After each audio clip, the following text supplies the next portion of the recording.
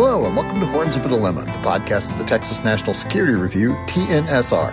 I'm Doyle Hodges, executive editor of TNSR. Almost any historical event can be viewed from a variety of perspectives, yielding a story that is much richer than the broadly accepted historical narrative. In this week's episode of Horns, Professor Elisabeth Leake of the University of Leeds does just that regarding the Soviet invasion of Afghanistan, which, as she points out, can be perhaps more properly viewed as the story of an Afghan civil war that began with the PDPA, the Socialist Party of Afghanistan, culminated with the Soviet invasion, and continues to have its reverberations felt today after the U.S. withdrawal and with the Soviet invasion of Ukraine. The book on which her talk is based, Afghan Crucible, draws on fieldwork and interviews with multiple sources as well as on recently declassified U.S. documents to tell the story of the Afghan Civil War from a variety of perspectives, often focused geographically, and weaving these perspectives together to give a much richer perspective than telling it simply as a Cold War story, as is so often the case. The book was published by Oxford University Press in April of 2022, and this talk was given at the University of Texas, Austin. Let's listen in. Exciting to be here in Austin. I haven't been here for quite a while. And exciting as well, I guess, to kind of relaunch my academic experience in the U.S. after having been in the U.K. for so long. So I'm really excited to be here talking today about my book, Afghan Crucible. And I was asked as well to hopefully try to reflect a little bit perhaps on some of its modern day significance as well if we think about the Soviet invasion. So I'll try to do that, though I should preface that again by saying I'm definitely trained as a historian rather than working as much on current events. But I really look forward to the conversation that we'll hopefully be able to have. So I'm going to just start with a very brief vignette. So on a cold, sunny afternoon in New York City, a host of international delegates entered the General Assembly of the United Nations. When everyone had entered and found their seats, the Assembly's president called the room to order. There was a brief moment of silence held for prayer and meditation. The president quickly ran through a handful of administrative issues, and then the Assembly turned to the matter that had brought the Assembly together that day. This was an emergency session of the UN General Assembly. And at its heart were questions about state sovereignty, political self-determination, and the nature of international relations. I've included here a couple of quotes from a couple of the delegates. So the United States Permanent Representative declared, "Today we are faced with a challenge to the principles of the UN Charter as grave as any that necessitated our meeting during previous crises." Meanwhile, from a very different perspective, the representative from the Côte d'Ivoire told the Assembly, and I quote, "While most of us for decades had our very physical, cultural, and social existence flouted, some of the founders of the United Nations have never known foreign subjugation, the denial of their very being, or the situation of the dominated with no other right than that of submission. The issue before us today in its brutality seems to us to be the shaking of the foundations of our present-day civilization." In the final vote, the General Assembly overwhelmingly passed a resolution condemning foreign invasion and calling for the immediate, unconditional, and total withdrawal of the foreign troops. So current observers would be forgiven for thinking that I'm referring to the meeting of the UN General Assembly that took place on March 2nd, 2022, in which an emergency session of the UN debated the Russian invasion of Ukraine and likewise passed a resolution condemning Russian military action. In fact, what I'm referring to here is the UN's sixth emergency session, which took place January 10th through 12th, 1980, and which focused on the Soviet invasion of Afghanistan. While many of the issues debated were very similar, the response was arguably more unified in some ways, and there were some also very noticeable differences in voting patterns. So I suppose most prominently, China and the United States were in full agreement in condemning the Soviet invasion. But as well, and kind of alongside that, particularly for states in the global south, the Soviet invasion, coming as it did in the declining years of European decolonization, represented what they saw to be a very dangerous precedent. In effect, it appeared as the recolonization of a non-Western state that had struggled to and succeeded in gaining its independence from Western imperialism. As such, states across the global south showed a largely united front in decrying Soviet activities. Over the course of 1980, and again year after year from there, the collective action and anger of the General Assembly was so great that it resulted in a series of motions demanding a Soviet withdrawal and the return of Afghan sovereignty. it also ultimately forced the UN to take a mediating role. So over the next 9 years, UN diplomats worked with their counterparts in Moscow, Washington, Islamabad, and Kabul to negotiate a Soviet withdrawal. That withdrawal would not be complete until February 1989, and even then, as we all know, fighting in Afghanistan did not stop. What effectively began as a civil war in Afghanistan in 1978 became an international crisis thanks to Soviet invasion on Christmas Eve 1979. In turn, the war in Afghanistan became an effective 45-year conflict. It's a conflict that we continue to see playing out in Afghanistan, and particularly devastatingly last August with the US withdrawal and the Taliban's return to power. But we also see, I would say, other facets of the conflict playing out in the international arena, with continuing debates about the nature of bilateral, regional, and international relations, the nature and meaning of sovereignty and self-determination, as well as international legal debates about foreign interventions, as well as broader almost existential crises as well and questions about the nature of nationhood and the power of nationalism. So the Soviet invasion of Afghanistan has been understood and written about largely in the context of the Cold War. So in this context, certainly Afghanistan in the 1980s was one of the Cold War's killing fields. It was a battlefield in the worldwide superpower competition between the United States and the Soviet Union, which devolved, of course, into widespread, life-shattering violence. So from this vantage point, the Soviet invasion certainly was not atypical. So it sat alongside superpower interventions across the world, so running from Guatemala and the Dominican Republic, through, of course, to Hungary and Czechoslovakia, Iran and Lebanon, the Philippines, Indonesia, Korea, and, of course, Vietnam. So like these other conflicts, the Afghan Civil War demonstrated how the Cold War shaped the so-called Third World, and not only as an event co-opted by the superpowers. It was also a conflict that would go on to influence the United States and Soviet Union's own trajectories and had lingering effects across Asia and the Middle East. But while this superpower-led Cold War was certainly a pervasive factor, it was certainly not the only story taking place.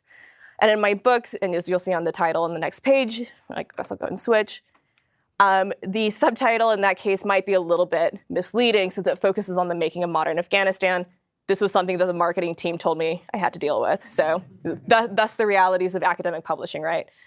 In reality, what this project is an attempt to write an international history of the Afghan Civil War of the 1980s and to try to move beyond and to complicate this history from a non-Cold War perspective as well. So this book then, in fact, starts before the December 1979 Soviet invasion. So most obviously, I talk at length about the April 1978 coup that brought the People's Democratic Party of Afghanistan, so the Afghan socialists, to power. But I also then root the events of the 1980s in Afghanistan's longer 20th century history. The Soviet invasion was entangled with regional power competitions, including the Sino-Soviet split and Indo-Pakistani hostilities. It spurred on as well alternative visions of internationalism that rejected either US or Soviet domination, but nevertheless drew quite frequently on a shared tactical playbook. And it forced Afghan actors into competition with international organizations, while Afghans' daily lives were under scrutiny by local Afghan and global forces alike. As such, the war was as much about territory, ethnicity, and community as it was about global alliances, political aspirations, and the nature of state power. So in terms of the historiography or broader scholarship, scholars have typically compared the Soviet invasion of Afghanistan with other Cold War crises to demonstrate the conflict's global and violent nature. In Afghan Crucible, I take a rather different approach. Instead, effectively what I do is that I examine a single conflict through the multiple perspectives of many of the local, regional, and international actors who took part. In effect, it's a multi-scalar, multi-locational approach. So each chapter offers a different lens of analysis, examining a particular group of historical actors, often based in a specific geographical location, and then sort of delves into the ways that they approach the war. So I've included here the table of contents from the book. And as you can see, then we move between Kabul, Moscow, Islamabad, Peshawar in the Panjshir Valley in Afghanistan, Washington, D.C., Nazarbag and the refugee camps along Pakistan's northwest frontier, and we end up in Geneva. So in turn, Some of the different historical actors that I look at include the Afghan socialists, the PDPA, who overthrew the Afghan government in 1978. I look at the Kremlin and Soviet Politburo, as well as, I suppose, more extensively, Soviet state builders on the ground in Afghanistan. We look at regional state leaders headed by Pakistan, but also including Iran, India, and China. I look at kind of a wide host of the Afghan resistance parties, whom I'll speak about briefly in a moment, the Carter and Reagan administrations and the Central Intelligence Agency, the UNHCR, its officials, and Afghan refugees on the ground in Pakistan, and finally, as I kind of referring back to my opening vignette, the UN General Assembly and the UN officials who were tasked with negotiating a Soviet withdrawal. So what I really hope comes through then with the sort of methodology and structure is that this sort of alternative form of comparison demonstrates certainly the pervasiveness of the Cold War, but it also really delves into then the ways that it intersected with decolonization and anti-colonialism, the rise of international organizations, and also the alternative ideologies that drove local actors.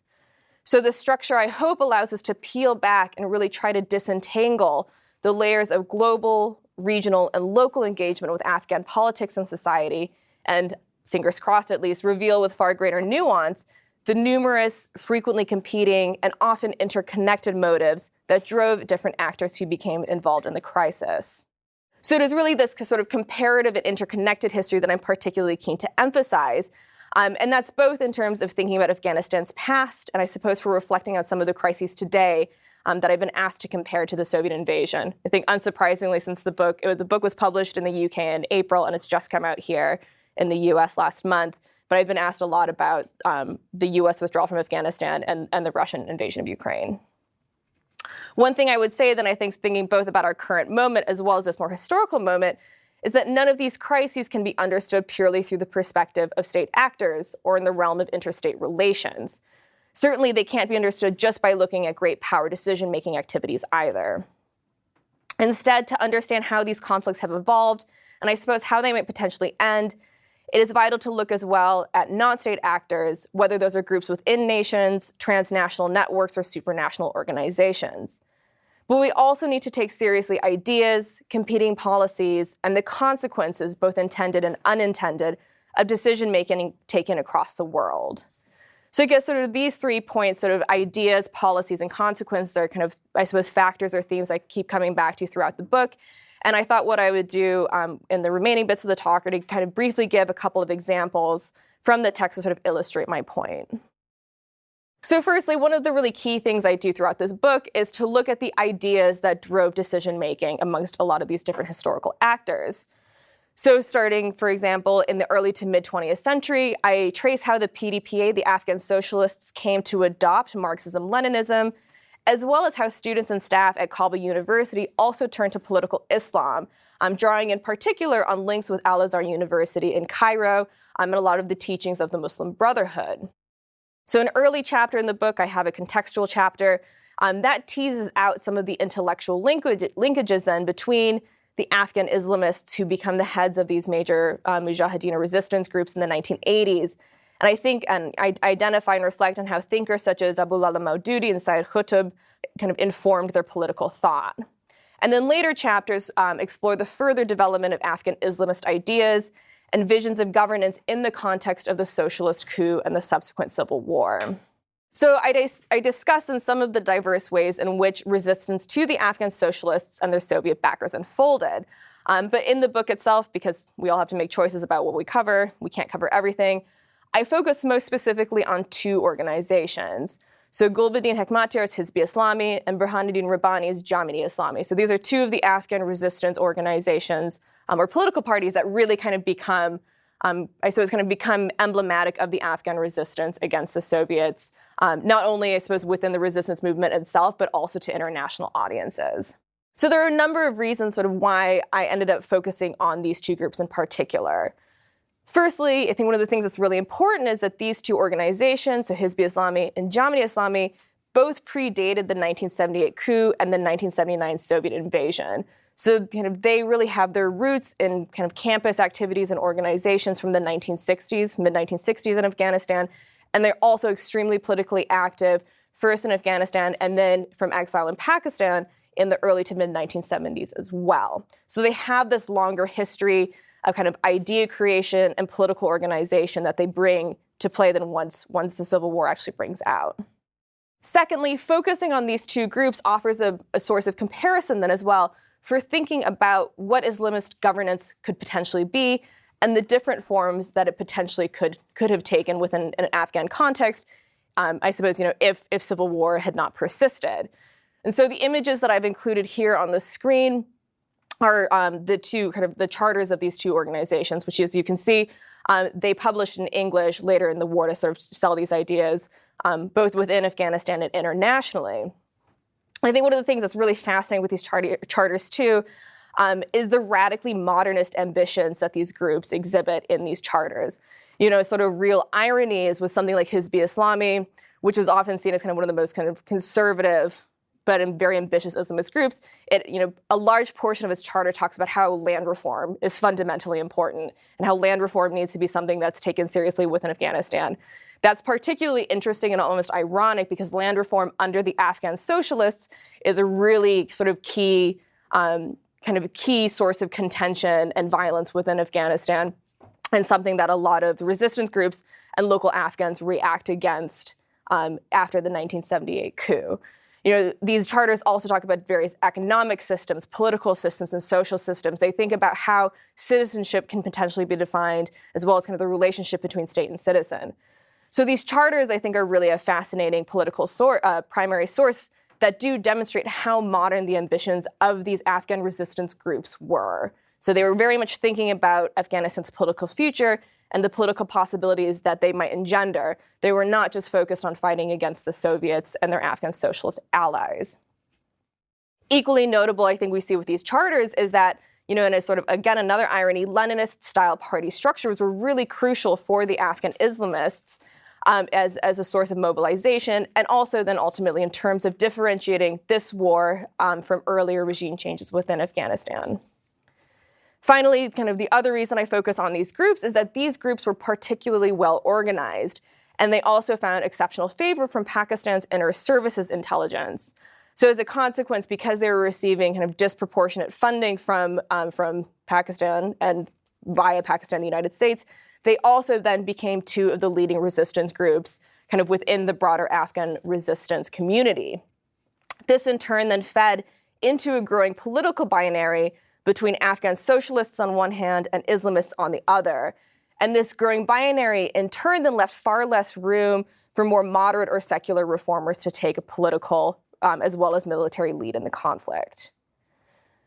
So in that term, in this sense, I look certainly at some of the ideas that were driving these Afghan actors and the ways that they were kind of envisioning Afghanistan's potential political and social futures. But alongside this, I also demonstrate then how foreign actors did not necessarily recognize the ambitious nature of these organizations.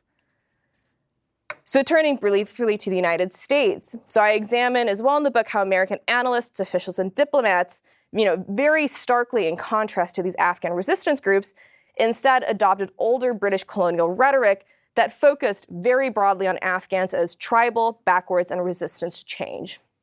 For those of you who have ever studied the British Empire, you'll know that especially in a South Asian context, but also, globally, this notion of the tribe becomes a really important kind of socio-political unit and sort of conceptual and analytical framing device, but also one that has very specific, I suppose, kind of anti-civilization connotations and is used often very pejoratively.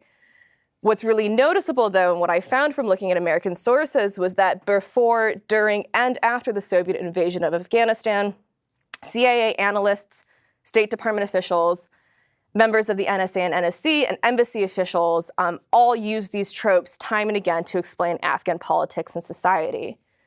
So Theodore Eliot, who was the American ambassador in Kabul at the time of the socialist coup in 1978, compared Afghanistan's murdered leader, Mohammad Daoud Khan, to the Lakota chieftain Sitting Bull, and he referred to Afghanistan as his larger tribe.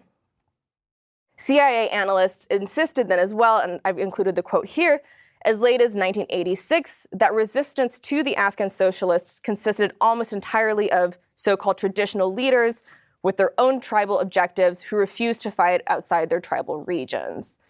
Really noticeably as well, American officials kind of across the gamut also very visibly dismissed Islam as a potential political force across the region. Instead, they argued that Islam could not, and I quote, contain the anger and frustration of the Muslim people uprooted from their traditional milieu. So I think in this sense, you see a real disconnect in terms of the ways that American officials were talking about kind of Afghan politics and and as well the potential political as well as sort of social role of Islam within the region, especially in comparison to something like the charters of those two Islamist political groups. And of course, I think with the power of retrospect, we can obviously see then that the long-term consequences of this limited American view of both the Afghan resistance and political Islam more broadly have had really fundamental consequences, not only for the region, but of course for the United States as well. So moving on from ideas, I look at a lot of the different sorts of policies that were implemented or were attempted to be implemented by different actors involved in the Soviet invasion. So with the Soviets, I particularly focus on the question of state building, and this was really as a result of the different archives that I was able to access. I should also say, in the Q&A, I'm more than happy to talk about the sources that I was and was not able to use for this project. So in my discussion of the Soviet Union, I particularly focus on the Permanent Intergovernmental Commission on Economic Cooperation, a total mouthful.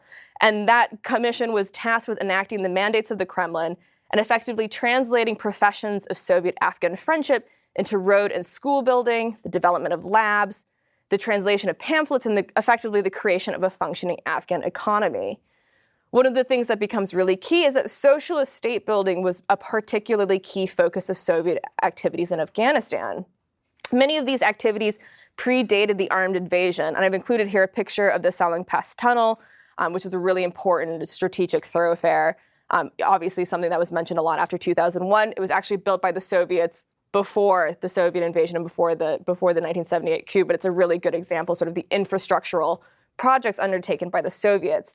And those sort of infrastructural projects were only, hugely expanded and accelerated then in the context of the invasion.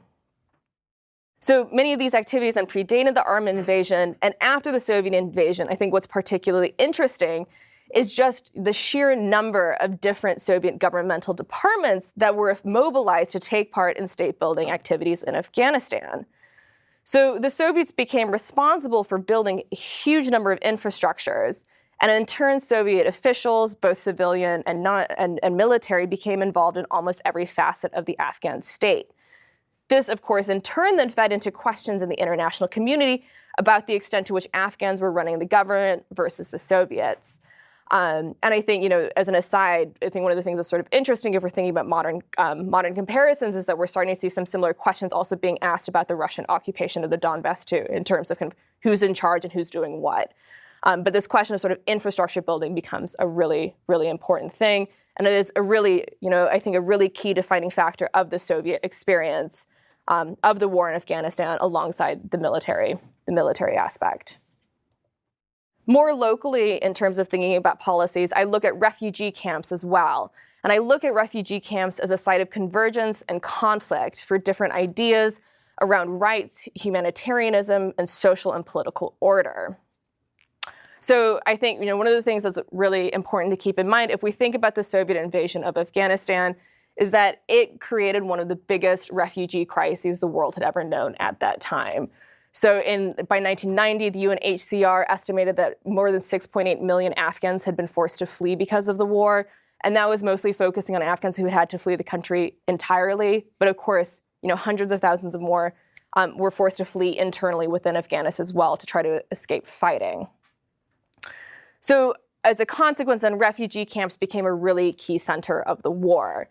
On one hand, these camps certainly reflected the longer history of the UN High Commission for Refugees and its mandate to alleviate human suffering. And in turn, then, these refugee camps were sites that were also then rooted in older histories of Western humanitarian intervention and attempts then by such agencies to impose order and organization on forced migrants. But noticeably as well, the refugee camps, also became sites where the government of Pakistan and resistance groups also took advantage of local dynamics and tried to reshape Afghan society and politics. So I look at kind of these competing policies, kind of the Pakistan and the resistance groups on one hand, the UNHCR on the other, to reveal how refugee camps became a really crucial site of competition between the UNHCR and Afghan resistance parties. And one of the things that becomes really noticeable is that Afghan resistance groups in particular proved exceptionally adept at adopting the language of humanitarian crisis to insert themselves as intermediaries between UN officials and the Afghan refugees. And I think you can really see that with the political cartoon that I've included on the far right, which was produced by an alliance of the Islamist resistance groups, where you can see they're really drawing on some of these sort of, I suppose, stereotypical images of kind of the suffering woman and child, and which is an image that you see kind of appearing time and again in a lot of the rhetoric around refugees, and was an image that was really widely circulated, not specifically just this image, but similar images as well, as a means of trying to gain further international humanitarian aid to support the refugees. So thirdly and finally, as I mentioned, I explore consequences. So the consequences of these ideas and the policies. I look a lot at the consequences that were both intended, but more often than not, I should say, unintended, of decision-making in Kabul, Islamabad, Geneva, and Peshawar. So I look at the regional alliances and political impetuses that ultimately brought the Afghan Islamists to the fore over more moderate or secular resistance groups. And as well, as I've mentioned, I examined the forced migration of millions of Afghan civilians in response to PDPA reforms, as well as the spreading civil war. And returning then to my original vignette, I explore the ultimate disconnect between UN-led decision-making in Geneva and matters on the ground. So I think really noticeably, the top-down negotiated Geneva Accords did not stop fighting across Afghanistan. And political agreements that pledged to respect Afghan self-determination largely failed to create processes or spaces through which Afghan wishes could be ascertained. So really noticeably, the Afghan resistance parties who were so key in fighting this conflict were excluded from the UN-led political negotiations. These instead were conducted by the People's Democratic Party of Afghanistan, the Pakistani government, and there was input as well then from the Soviets and the Americans. So as such, then, the UN negotiations were not particularly representative. And noticeably, as well, this was something then that was paralleled much more recently if we think about the peace talks in 2020 and early 2021 in Doha, where U.S. officials negotiated with Taliban representatives, but Afghan state representatives did not take part because the Taliban refused to negotiate directly with the Afghan government. So I think this chapter in particular, in thinking about the role of the UN and kind of the ultimate emergence of the Geneva Accords, really raises questions about who is given a seat at the negotiating table and who needs to be involved in these sorts of political negotiations for ending a conflict in order to create a productive and realizable peace. And this chapter also kind of raises questions about leadership and representation, particularly then in terms of thinking about Afghanistan's past and future. In the context of the 1980s, and especially by the point in time that the Geneva Accords were signed in late 1988, the PDPA, the Afghan socialists, really could not be said to be representative of the Afghan people. By this point in time, the socialists only controlled very small portions of Afghan territory. As I said, more than half of Afghanistan's population had been forced to migrate either abroad or internally, and violence and civil war were rampant. So in that sense, then, negotiations that involved the Afghan socialists, the government of Pakistan, the US, and the Soviet Union were simply never going to succeed because they did not provide a space for different Afghan perspectives to be taken into account. And they also, and alongside that, lacked the mechanisms to actually support and put in place a peace process. So in this context, then, I think there are really uncomfortable, perhaps, parallels with Afghanistan's position today. Certainly, and I think we've all seen this, questions, of course, persist both within Afghanistan and in the international community about the new Taliban government's legitimacy, and thus who represents Afghanistan in the international community, as well as which Afghans are actually being represented within the Afghan state. So this question about political legitimacy and who actually gets a seat at the negotiating table has had really far-reaching consequences.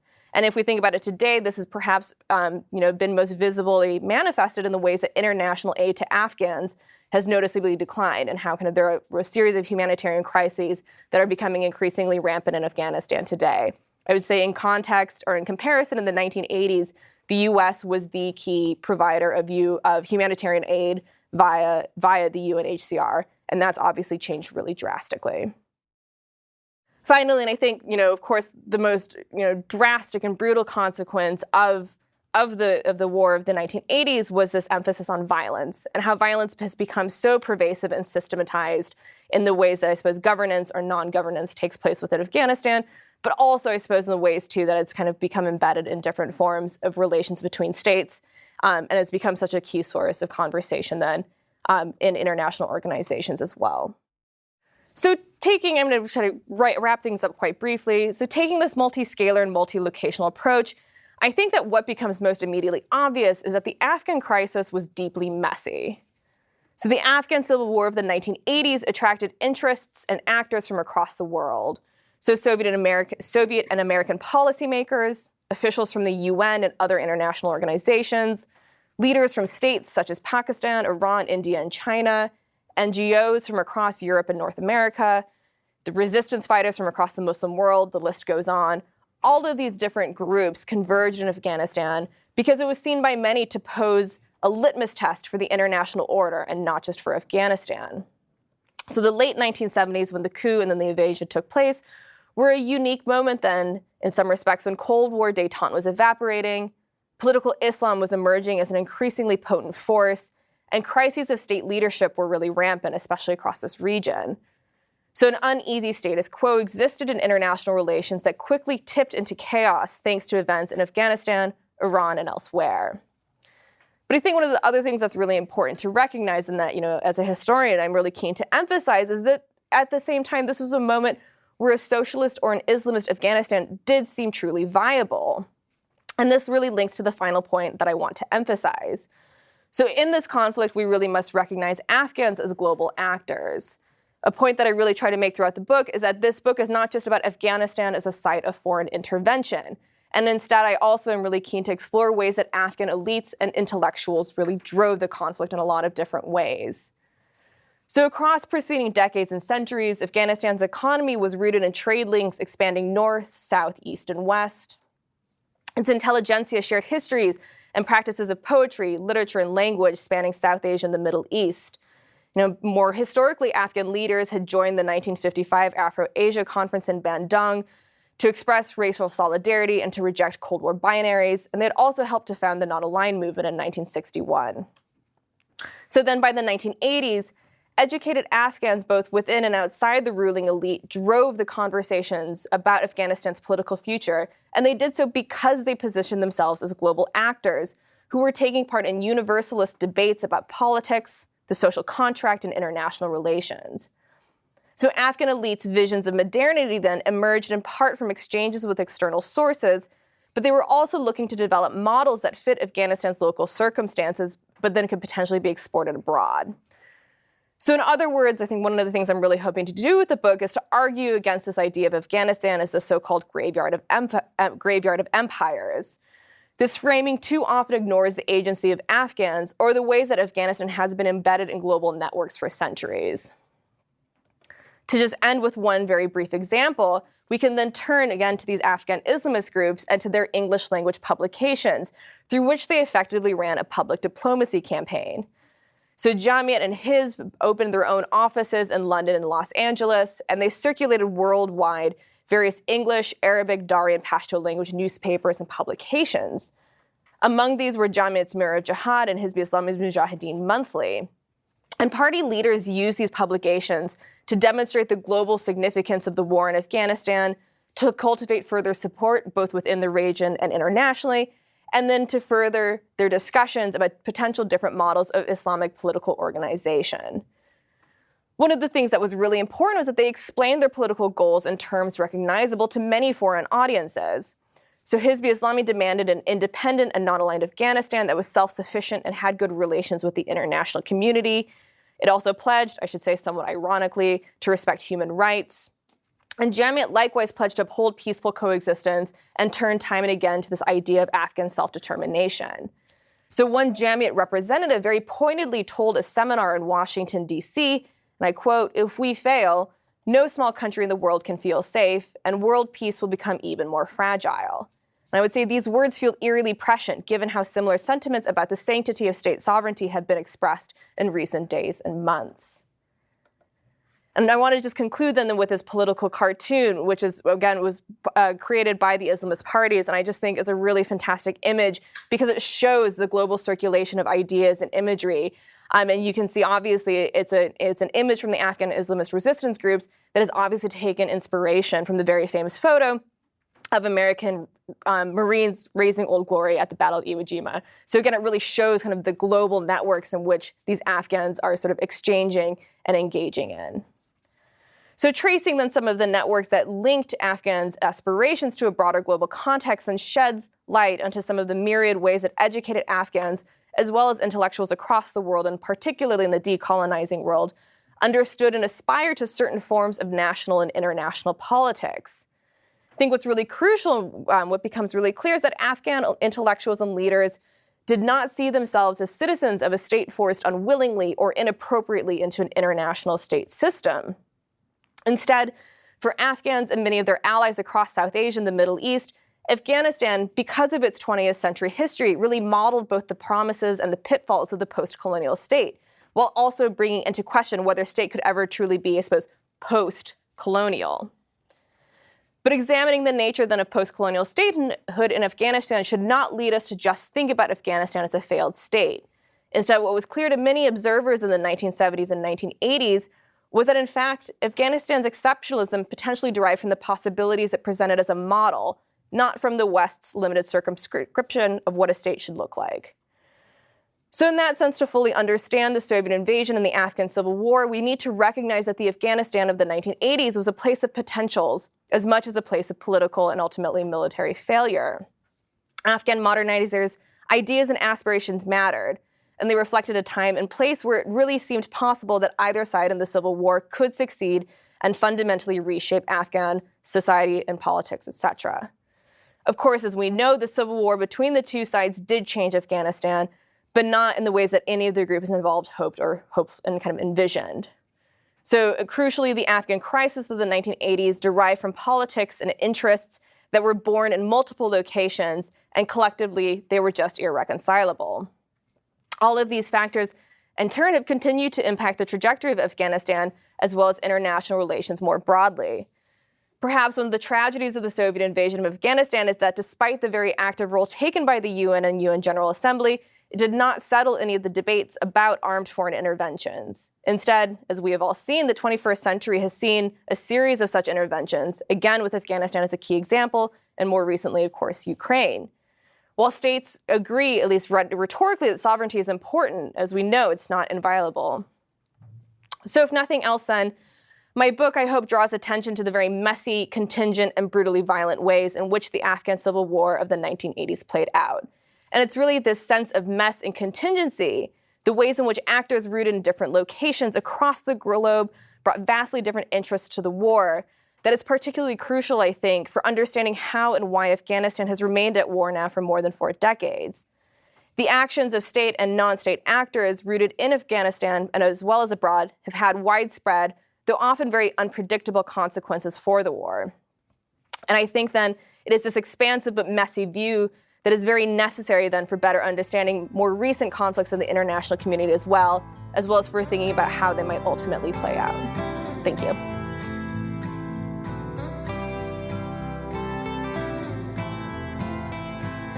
Thank you for listening to this episode of Horns of a Dilemma, and please don't forget to visit our website at tnsr.org.